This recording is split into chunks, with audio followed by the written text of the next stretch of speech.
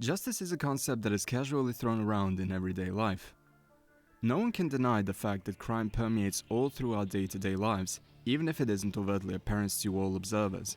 And as long as crime exists, there should exist a way to counteract it, at least in theory. That's partially how we as a species had conceived concepts like current judiciary practices to make sure that everyone is treated equally and fairly.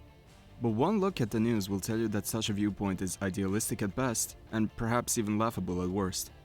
There are many people who are treated as integral parts of society for monetary or other reasons, and are therefore considered exempt from punishments that would be immediate in any other context. Whether you're a practitioner of the law or a simple bystander bound to it, we can all agree that the law has flaws. That's why justice as a concept makes for a brilliant tool to drive home a compelling yet morally grey narrative in any media. But rarely do we see justice being used not just as a tool, but as a backdrop, a genuine basis for the story to be built around. The Judgment games both have some of the best crafted narratives I've witnessed in video games, and part of what makes them so good is that they don't fumble their words. They treat real-life issues like bullying, self-harm, abuse, and moral ambiguity head-on, to the point where we as viewers might even feel genuinely uncomfortable while witnessing it on screen, even if it is technically still just a fictional story. We're aware that these things happen, but we're rarely forced to really think about them. Which brings us to today's topic of discussion. What is justice in the context of Lost Judgment? For the duration of the story, we're presented with the premise that neither the protagonist nor the de facto antagonist are fully in the right. They both present different sides of the same problem, that being the way of dealing out justice when the law can't do it.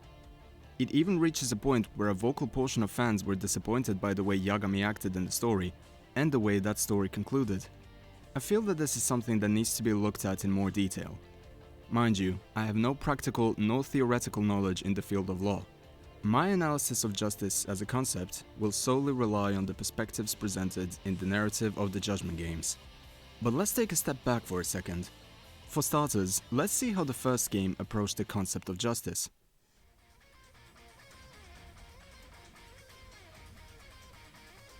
The story of the original Judgment was fairly straightforward.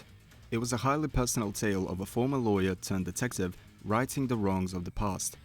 The tragedy surrounding the unfair incarceration of Okubo Shinpei and the death of his girlfriend was a mistake brought about by a number of things.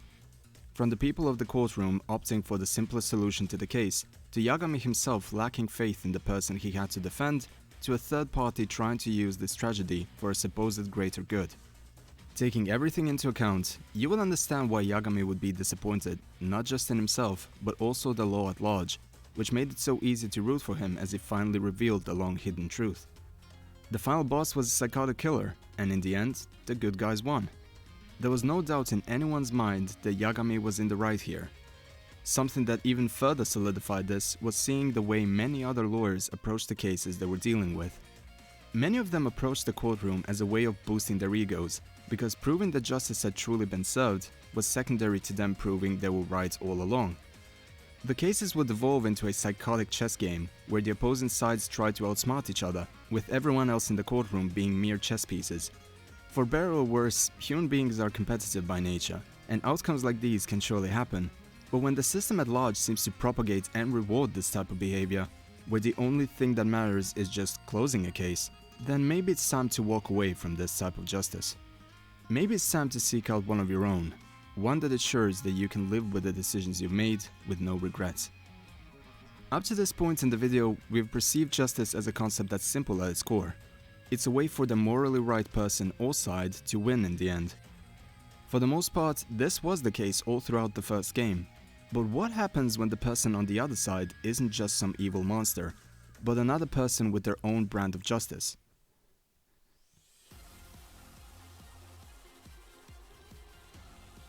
In the short time since his introduction, Kuana has become one of the most highly regarded villains in the Yakuza franchise. Beyond having some of the most amazing boss music, his motivation felt like a more extreme what-if scenario to the premise of pursuing one's own justice. Realistically, both Kuana and Yagami are driven by the same goals, making the world a better place and making sure that crime doesn't go unpunished. Yet, the ways they approach this problem are polar opposites. Kuana sees himself as a necessary evil. Having seen the ugliest side there is to humans and realizing that the law won't punish them, he decided to just do it himself. He always goes after bullies who led their victims to commit suicide. He even goes so far as to give the parents of those victims a chance to take revenge themselves. Kuana used to be a teacher, and the fact that he unknowingly allowed for the bullying at his school to lead to another suicide is what drives him. He knows that he is guilty as well, so he blackmailed the victim's bullies into doing his bidding. From the moment that high schooler took his own life, there was no going back for anyone involved. All they could do was try and atone for the sins by taking anyone like them down as well. Rest assured, the acts that he committed throughout Lost Judgment are gruesome. But after seeing firsthand just how vicious the bullies could be, most of the players here felt like he had a point there. When you take into account just how big of a problem suicide is, especially in Japan, it makes sense why people would wish for any way to prevent that, even one that's as morally bleak as this one. Many people turn a blind eye to the murders he'd commit because the people involved were bad as well. Because of how these events unfolded, no one involved could ever be judged in the courts of law, due to the lack of evidence. So instead, we have a case of bad guys killing each other and crime at large steadily decreasing because of it. Hell, when you look at the way the people behind the scenes acted in the midst of these events, they'd probably write this off as a win-win, since they'll have less crime to deal with and less justice to deal out. But now we have a problem. If even Yagami's own crew can see that what Kuana's doing isn't completely unjustified, then how do you make the audience still root for the protagonist, like before?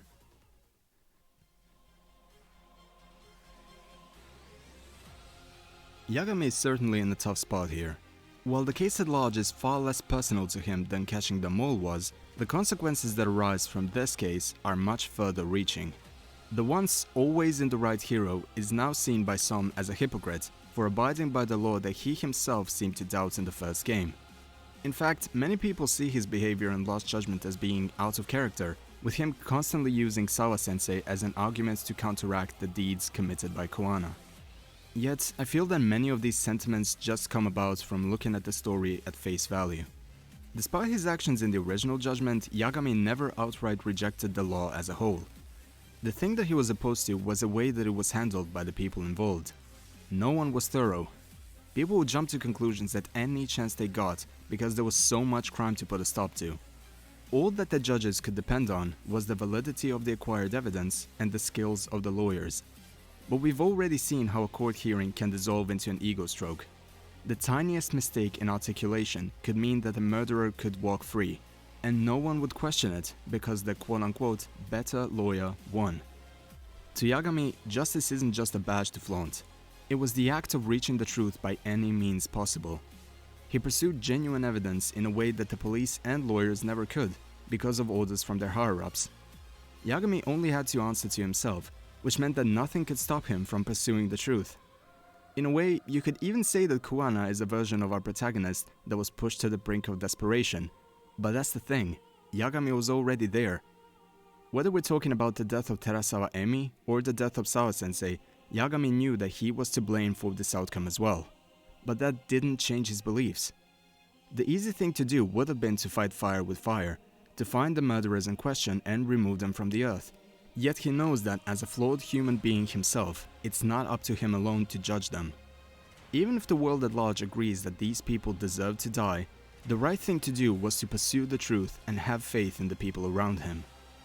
When faced with indisputable facts, even the most egotistical lawyers and unsure judges have changed their minds. The reason why humans abide by their vices is the uncertainty of day-to-day life.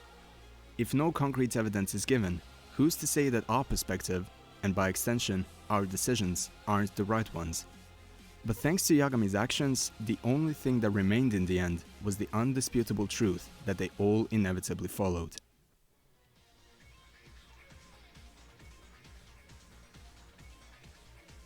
To get back to the topic of Sawa-sensei, while I do believe that the wording of the script was fairly clumsy with it, the core of the intended sentiment was that each action had consequences. Kuana's pursuit of justice had led to more deaths than the number of lives that he tried to save. All of these deaths wouldn't mean much to us as observers if we only treated them as collateral damage or a faceless mass. So Lost Judgment gave them a face. Sawa-sensei wasn't just a teacher who had been dealt a rough hand. She was the personification of everyone who had to suffer for the selfish choices that were made. Even if we're trying to rid the world of a greater evil, innocence can be caught in the crossfire.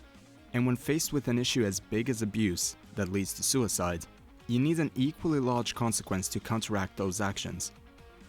The person we saw in that cutscene could have been one of our closest family members, a dear friend, or a loved one.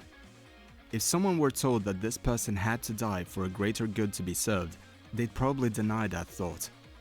In turn, you might even have another Kuana on your hands just continuing the cycle of violence.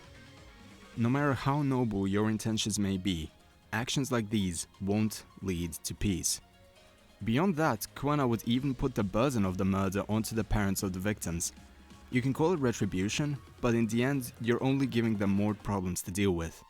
Now they'll have to deal with the loss of their child and the fact that they have taken a life themselves. Realistically, the themes of the first two Judgment games shared a similar sentiment. In the first game, we had a mad scientist killing Yakuza to try and develop a cure for a deadly disease. In the second game, we had a vigilante killing bullies to make sure that justice was served, perhaps so that one day, bullying ceases to exist altogether. We all decided to look at the second narrative with more care, because it's a topic much closer to our daily lives. We've all been in high school, and either seen someone get bullied, or were bullied ourselves. This isn't to say that Yagami was completely in the right either. By the end of the story, he let Kuana go.